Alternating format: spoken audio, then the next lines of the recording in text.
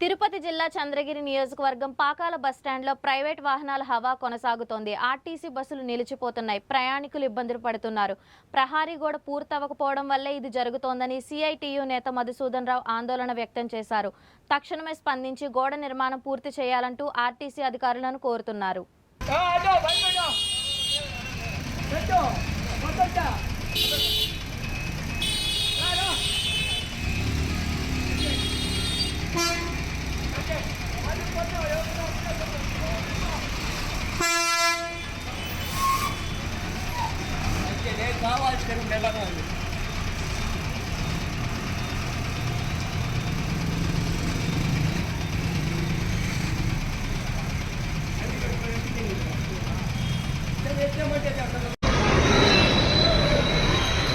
శక్తులు వచ్చేయాలి గుణరాకుండా కట్టకుండా గుణరాకుండా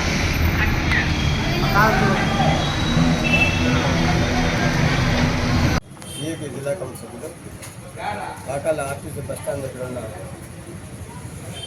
ప్రహరీ గోడ పూర్తిగా కట్టకపోవడంతో బస్సులు బయట తీసుకొచ్చే బస్సులు ఆటోలు ప్రైవేట్ వాహనాలు కూడా ఎక్కడెక్కడ రిపేర్ చేస్తున్నారు. దాంట్లో ట్రాఫిక్ ఇబ్బంది అవుతుంది. దానివల్ల వచ్చి లోపలికి వచ్చే బస్సులు కూడా బయట పెట్టేస్తున్నారు.